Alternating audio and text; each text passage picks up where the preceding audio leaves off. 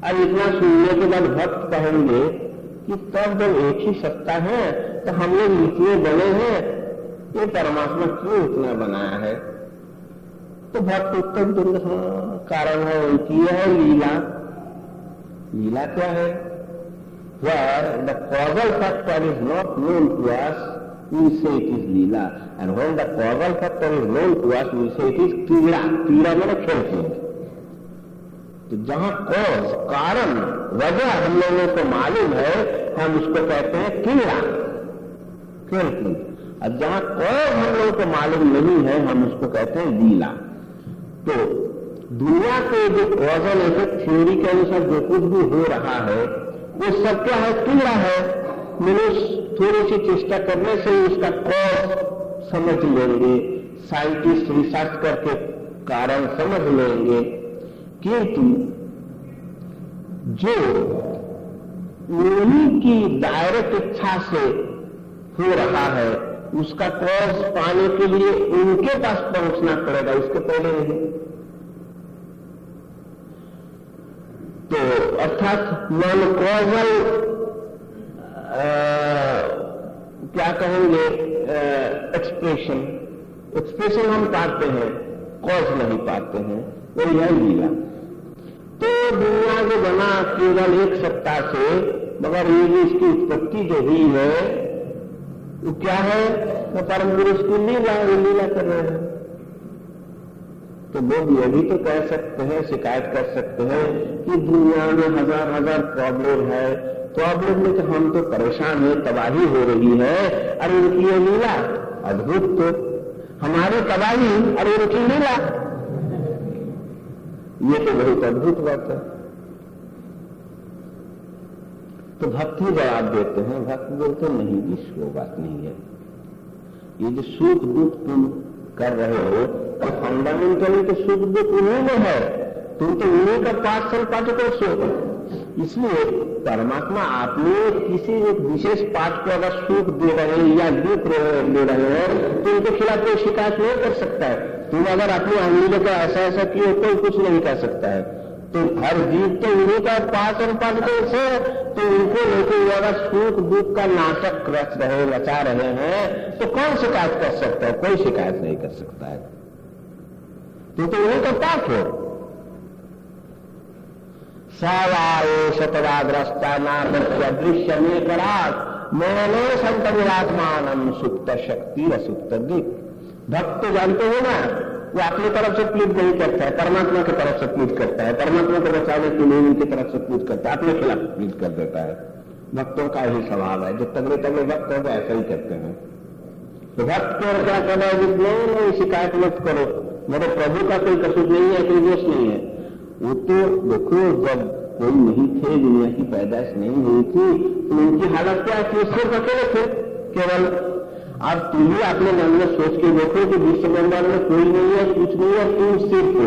ये कितनी बड़ी सजा मिले तो कोई नहीं है, कुछ नहीं है, अकेले तुम हो। तो मेरे प्रभु जब इसी तरह का अकेले थे तो उनको कितना कष्ट हो रहा था। इसलिए वो क्या किए? अपने मन में विश्व ब्रह्मांड को बनाए, और जितने जीव है तो उनके मन के भीतर में है, उन जीवों को लेकर वो नाटक रचा रहे हैं, तो उनके मन में हो रहा है, इसलिए उनके खिलाफ शिकायत नहीं करनी चाहिए। और इस नाटक का मजा तुमको भी आएगा, कब आएगा? जब तुम अपने मन को उनके मन में मिला दोगे, तब तुम भी वो बन जाओगे, तब तुम भी बैठ के नाटक देखोगे। उस वक्त तुम भी सुख और दुख के द्वारा प्रभावित नहीं रहोगे, तुम भी सुख दुख के ऊपर उठ जाओगे। इसलिए भक्त का परामर्श क्या है कि फिलॉसफी में, काल्क में, जो कुछ भी क्यों ना हो, तुम्हारा काम है वो भक्त अपने मन को परमात्मा में मिला दो, उसी में तुम्हें शांति मिलेगी, और वही बुद्धिमान का काम होगा।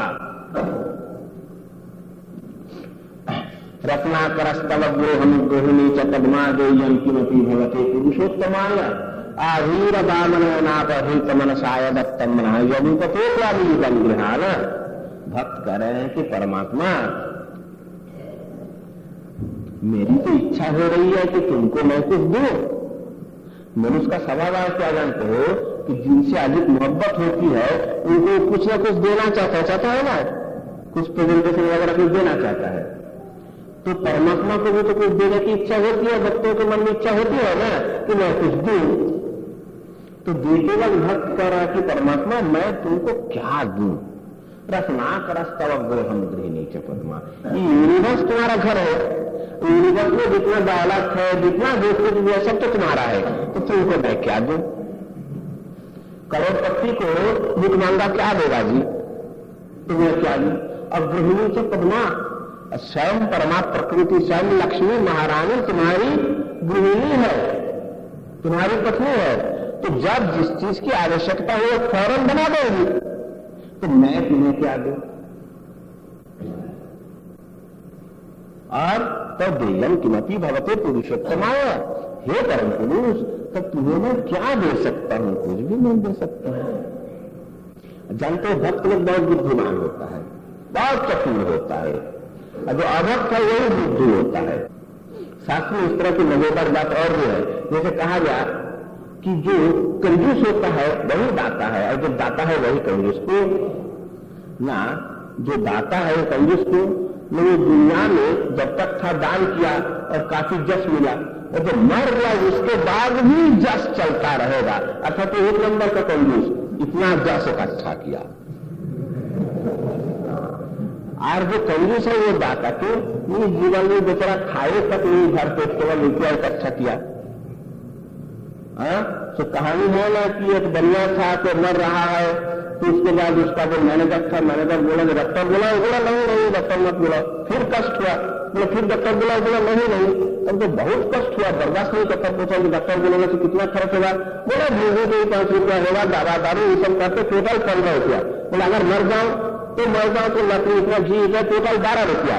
तब मर जाऊंगा तो मरने से 3 रुपया का।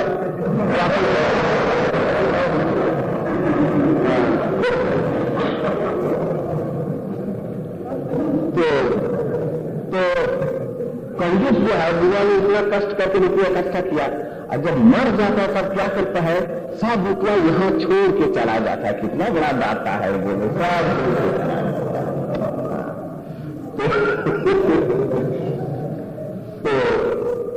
तो दुनिया में किमपि भवते पुरुषोत्तम है, तो हे पुरुषोत्तम मैं तुमको क्या दूं। उसका भक्त बुद्धिमान होते हैं, बोले ना, वो विचार करके देखेंगे। हाँ एक चीज की कमी है कि भगवान भक्तों के प्रति भगवान का बहुत ज्यादा प्रेम रहता है, वो भक्तों को एकदम गुलाम बन जाते हैं। अब भक्त अपनी भक्ति की बदौलत क्या करते हैं, परमात्मा से उनका मन छीन लेते हैं। परमात्मा का मन केवल भक्तों को लेकर व्यस्त है, उसका मन क्या है, भक्तों ने क्या किए, उनसे उनका मन छीन लिए। तो परमात्मा में एक चीज का अभाव हो गया, किस चीज का, मन का, क्योंकि भक्त ने मन ले लिया, मन का अभाव हो गया। तो ठीक है हे परमात्मा, भक्त पर है, घबराओ मत परमात्मा, तुम्हें मन का अभाव है, मैं मेरा मन तुमको दे रहा हूं। तो दफ्तर मिला यदि कहते क्या मिलता तो मैं मेरा मन तुमको दे रहा हूं, ले लो, ग्रहण करो, एक्सेप्ट करो। तो शांति पाने का उपाय सब क्या है, या बृहत मन में अपने छोटे मन को समर्पित करना, इसके सिवा और कोई दूसरा उपाय नहीं है। नान्य पंथा विद्यते अयनाय, नान्य पंथा विद्यते अयनाय, और कोई दूसरा उपाय नहीं है। भगवान की शरण में आना ही है, अपने मन को उन्हें समर्पित करना ही है। शुभमस्तु।